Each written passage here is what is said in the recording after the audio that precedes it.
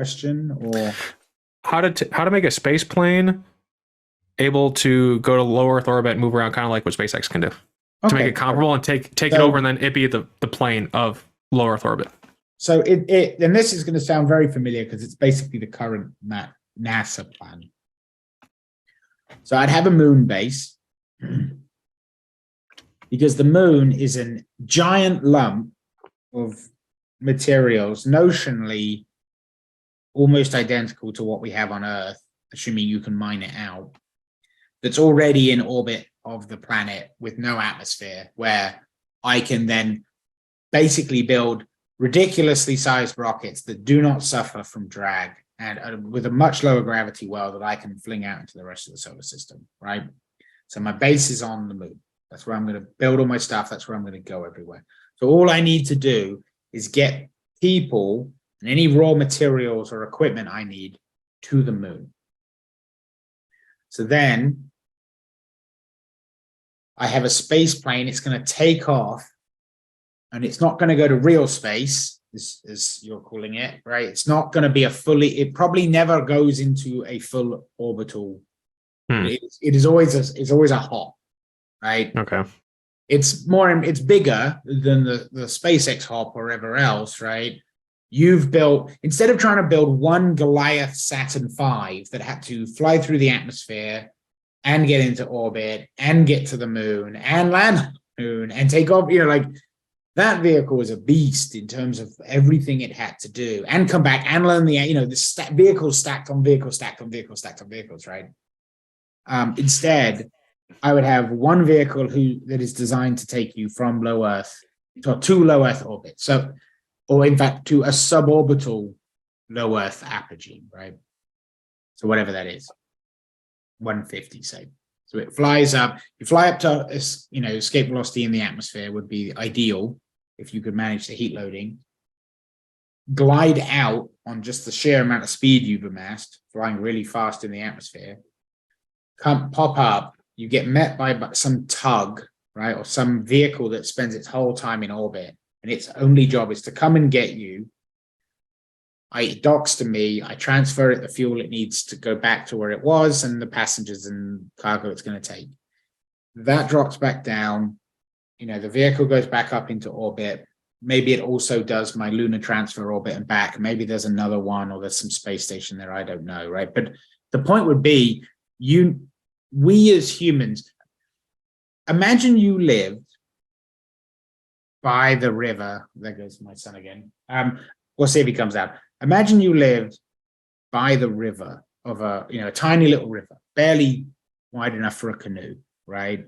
And you wanted to cross the ocean. You can either try and engineer the living hell out of a canoe so that you can sail it down a tiny river, which then becomes a massive river, which then becomes an ocean, to try and cross that and suffer all the way through for something that is too big for the tiny rivers and too small for the ocean. Or you can sail the canoe to the mouth of the ocean, build a dry dock, build an ocean-faring vehicle, get in that ocean-faring vehicle, sail over to another port, and then when you're there, you get off. You leave the ocean-faring vehicle in the ocean. You don't sail super containers up tiny rivers, just as I don't try and sail dinghies across enormous oceans. You need vehicles that are fit for purpose. The space plane is only good for getting you off of the floor and just to about more or less at the right height and right speed to be picked up by something else. That's what you want to do. And then you want a vehicle that just lives in orbit the whole time, and the only thing it does is just move people around there. That's its only job.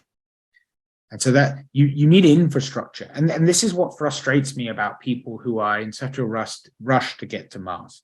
And don't get me wrong, I really want to go. Right? I want to go to I want to see humans step foot on another planet. Mars is a great one. There are other candidates too. Europa would be interesting. Yeah, I'm a fan of Titan. Europe is cool too. Yeah. But there are lots of candidates you might go to when looking for life, which is really what we're saying we care about. More than anything, man, we want to find some life. Wouldn't that be existentially terrifying? But the point being that if you're in such a rush that you're not willing to build the infrastructure in behind you that you need to get somewhere, like sustainably, right? Then it's really this. It's kind of it's a glory mission. It's a YOLO, right? Yeet and transfer. You just you're in such a rush. You're just like you've heard of this new land, and you're not interested in everyone going. You just want to go. And it almost seems selfish. And to me, the foundation we need to build as a species for ourselves, right, so that our children and our children's children and everyone else can thrive as, with humanity as a spacefaring species, is we need a dry dock the rest of our solar system, right? And that's the moon in this analogy. The moon is our dry dock to the solar system. It's not too far from Earth. So if everything explodes, if the Martian were on the moon, man, that movie would not have been as intimidating. Like, oh yeah, God, got him. It's just blown up. How long before you're here? About 2 weeks, Matt. All right. Should I grow some? Don't bother about the potatoes. Honestly, don't eat at all. Just, drink your own piss. You'll be fine. You go pick them up. What's the problem? Yeah. It's a good spot to test. Yeah. Pardon, go ahead. I had a laser pen on the moon. I could Morse code from it. You could see it from the planet with the right or the right satellite. It's just not that, it's actually fairly safe. I know it's some senses a little bit, I don't know if boring is the right word, but it certainly isn't as romantic or as nice as going to Mars, but it's far more practical, right? Build the infrastructure in that we need to go, figure out the technology that we need to get there, and let's go. That to me, as someone involved both in hypersonics and in rocketry, right? That's the gap that hypersonics fills. Yes, you could use it to fly somewhere. It has weapons applications, which I'm less interested in. But the piece that really shines for me is as this technology that enables me or you to go to space for $1,000. Right? That's what it means. It is the hypersonics. It stands to potentially be the modern airliner of space. I could see the potential of NASA building out that structure, and then other companies like SpaceX, Virgin Galactic tying into it. I see that as a very sustainable way to do it. The unfortunate thing is that we just really haven't seen a lot of development over the last 50 years outside of the ISS. So we've been kind of like we did a giant jump from my point of view, and then we've been kind of just like working out the kinks on the shores. And I see your way of doing it as a really smart way for the government to support the structure of it, while other companies can keep innovating, like Elon and co are doing. I mean, so one, you're entirely right, yes, and SpaceX came along at the right time. NASA really wanted a private company to start building rockets. It was something, and the US government doesn't want to be in the business of building its own rockets, right? It wants to just buy them from the cheapest provider. It wants competition, good old-fashioned capitalism, right? NASA doesn't want to, and NASA has, to be clear, NASA has never built its own rockets, right? It might have designed them. It outsources construction for the largest part, right? An organization now referred to as ULA, right, is the organization that has built and launched every single rocket for NASA, as far as I'm aware, except maybe for some of the really early ones, right? So that's the first thing to sort of recognize there. But to jump back a bit, though, you said, you felt like we'd really stalled on our progress to space, right? And I think it's very important to recognize that stall was entirely intentional. And because, here's an example. Who put the first satellite in space? The Russians, the Soviets. First man? Soviets. Woman? I think Soviets. Yeah, it was the Soviets. Yeah, who put the first, what could arguably be called a lab in space? Was Skylab before the Russian one? The Russian. I think Skylab. The Russian. I think it's the smaller one. Although, yeah, Skylab wasn't bad actually. That was big. That was quite. Yeah, you could do a lot with it. First animal in space. I think it's Russians, and it's really sad. Yeah, it is sad. We'll skip past that. As someone who has pets. First signal from space. Signal from space? Like they sending something back? Yeah. They weren't doing that the whole time?